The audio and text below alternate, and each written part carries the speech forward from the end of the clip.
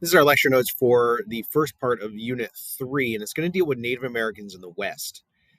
The essential question is to examine the changes in government policy towards Native Americans from the start of the reservation system to the support for assimilation. Now, we've already seen the beginning of the reservation system when we talked about Andrew Jackson and the Indian Removal Act. Native Americans in 1830 under Jackson were moved from east of the Mississippi River, west of the Mississippi River, into the state, eventual state of Oklahoma. It was a reservation, a land reserved for Native Americans or set aside for Native Americans. The federal government is going to transition from that reservation style system to an attempt to assimilate Native Americans or force them to act like the mainstream dominant white class America. And it starts in kind of a weird spot because it starts with the railroads. Now, the United States had federal government had an interest in moving people into the West. And the first step in that was to get railroads into the West to allow for the creation of a national market.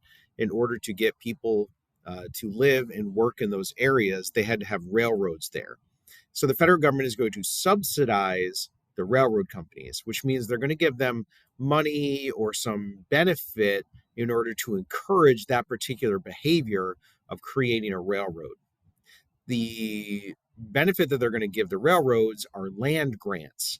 All of this red territory around the railroad track on this picture is land or territory given to the railroad company to encourage them to move into the West. They would take that land and they would either create company towns where the railroad tracks stopped, right? So that for refueling or whatever, so wherever there was a railroad stop, they would build a little town, and then everybody in that town paid rent to the railroad company. Or they could sell that land and make more money selling that land. So this was a way to get money to the railroad companies without having to give them straight cash. If you'll notice, all those railroad tracks, the main ones that we were looking at on the last slide, right? They were going from east to west because the goal was to create a transcontinental railroad. To get people into the West, they had to have access all the way over to California. And this is going to create a national marketplace. This is a picture of the creation of the final spike in the Transcontinental Railroad. So you see the true railroad trains are facing each other. This is Promontory Point, Utah, where the trains finally met. And what this did was allow the creation of a national marketplace. Now, goods and services and people can move east and west a lot more rapidly, which allows people, say, in California, to buy blue jeans that were created in New York City. So the Transcontinental Railroad creates that national marketplace.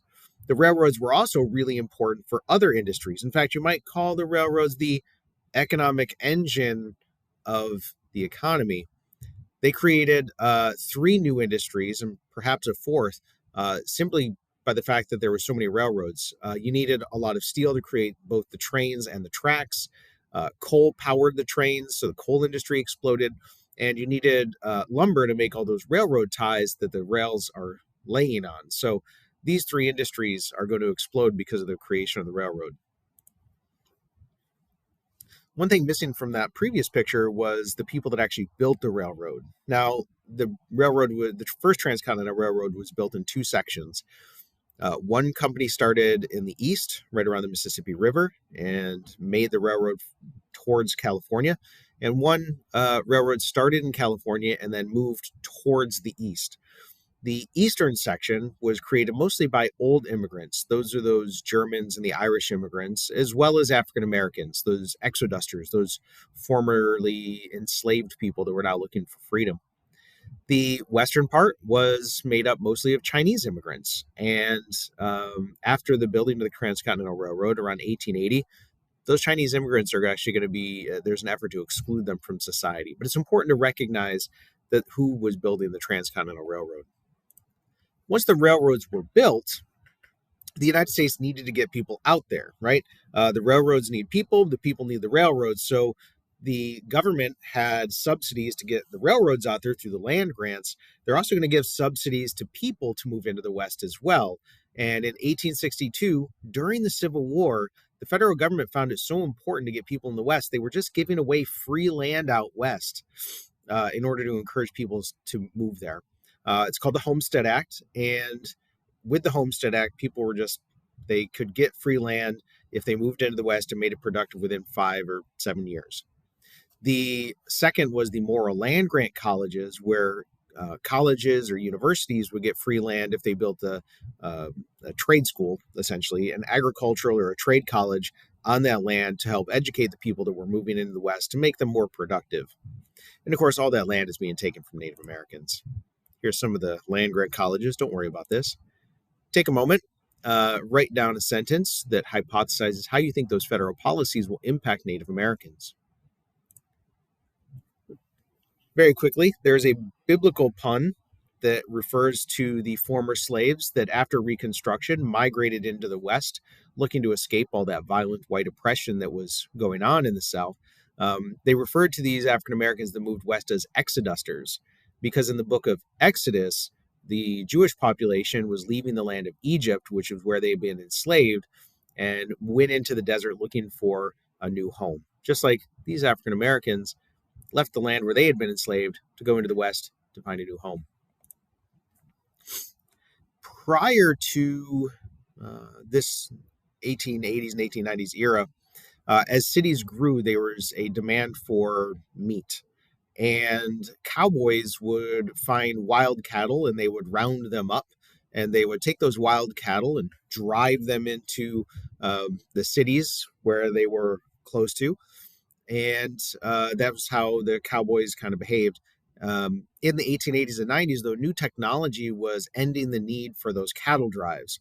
Things like large ranches that had barbed wire enclosements, they could breed their own.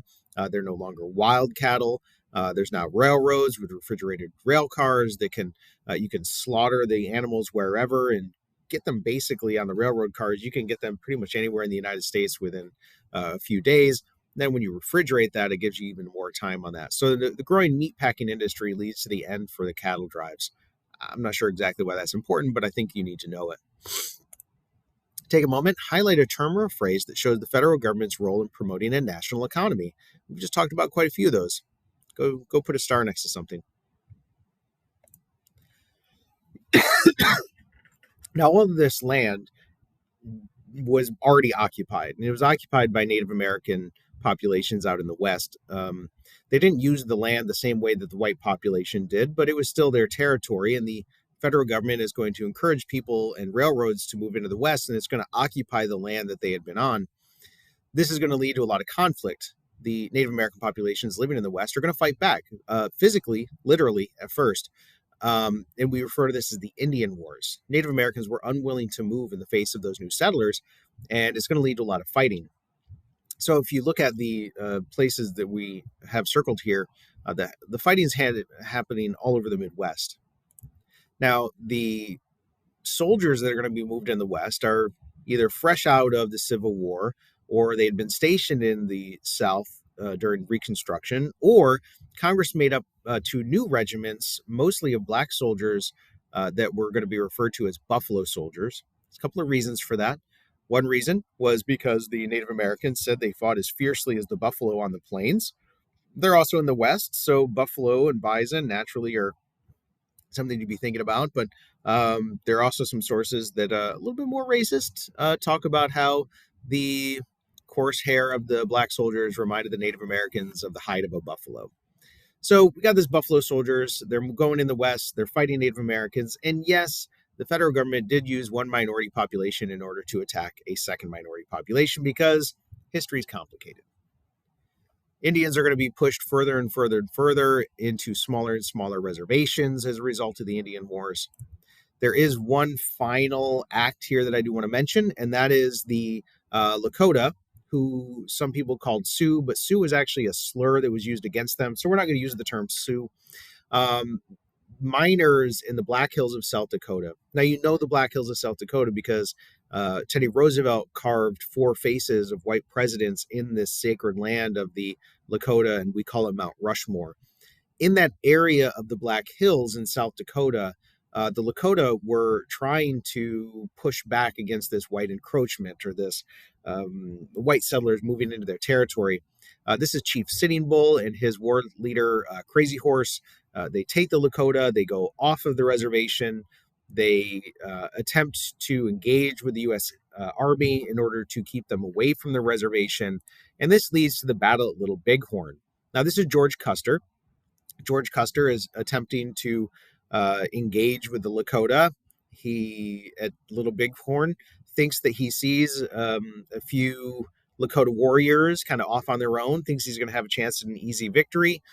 He takes his 210 cavalry soldiers and they charge at the Lakota, who back up over the hill, the little rise that they were on, and lead George Custer into a trap of about 2,500 Lakota warriors who proceed to just slaughter all 210 American soldiers.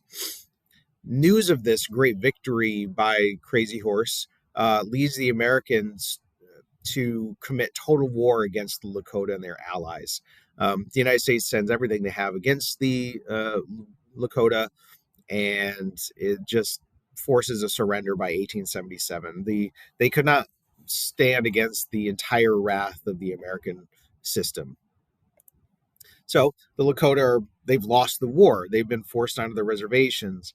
The next step is that the culture is going to be removed away from Native Americans, and they're going to be forced to assimilate. Native Americans attempted to regain and hold on to their own culture, and they're doing it through something referred to as the ghost dance. A little video will play here while I talk. Because the railroads moved into the West, because of the effort to decimate the buffalo, this also decimated the Plains Indians. They lost their food source, their clothing source, their shelter source. Even the fuel for their fires was provided by the buffalo. They're culturally in decline, and they attempt to regather this culture by performing this spiritual movement known as the ghost dance. That was the ghost dance you just saw. They would perform this dance. They would spiritually reconnect to their ancestors.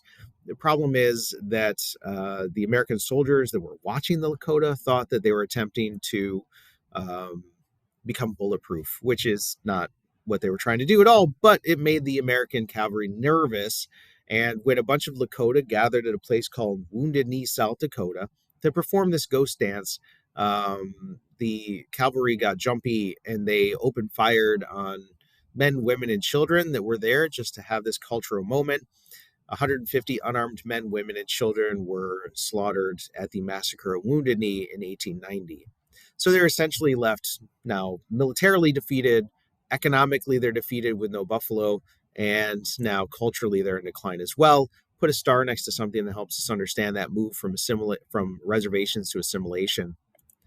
The last thing is to recognize that the United States history of the Native American is a history of land loss. The green area here represents Native American territory between 1789 to 1890. And it's a move from smaller and smaller and smaller reservations. And eventually, even that wasn't enough, because with the Dawes Severalty Act, the United States federal policy became an effort to assimilate Native Americans, meaning to force them to act like that mainstream white American culture. They divided the reservation up into small individual homesteads, which should remind you of the Homestead Act. If the Native Americans could maintain that land and make it productive, they could keep that land. But that meant that they had to act like the white settlers. They had to live on the land as a white settler did. The entire goal of that program was to kill the Indian in order to save the man, right? That was the motto. Get rid of their culture so that they would act like that mainstream white culture. The land was essentially just taken from them, because even if every individual got a plot of land, it wasn't enough to cover all of the reservation. And that extra land was given to white settlers. And if they failed to make it productive, that was also given to white settlers. By 1924, even that's not enough, and the government just made Indians citizens, which sounds great. They're supposed to finally get the protection of the 14th Amendment, but it was really just another way to force assimilation, because they don't have reservations anymore and they have no special status. Then even that, if you think about 1924, we still have Jim Crow laws happening in the American South. African Americans aren't being treated equally. Native Americans are going to be treated equally as well. And we can see this in probably the most difficult thing to comprehend here. Native American families were literally broken apart. Children were taken away from their homes in the West and sent to schools in the East, and Native Americans were expected to attend Carlisle Indian schools, which forced them to act in that mainstream white culture. You can see in the pictures here, these are the same children at the top, on the left and the right. They've gone from Native American cultural dress and patterns to in the right, they're dressing in white fashion. Their posture is more middle class white. Their haircuts, even the girls in the bottom, these are Native American women being taught how to keep house and to iron and do that kind of stuff. So it's forcing that assimilation upon indigenous children. Don't worry about switching notebooks, but I do want you to highlight something that we talked about that does answer that essential question so that you're ready for that when we take a look at it next time.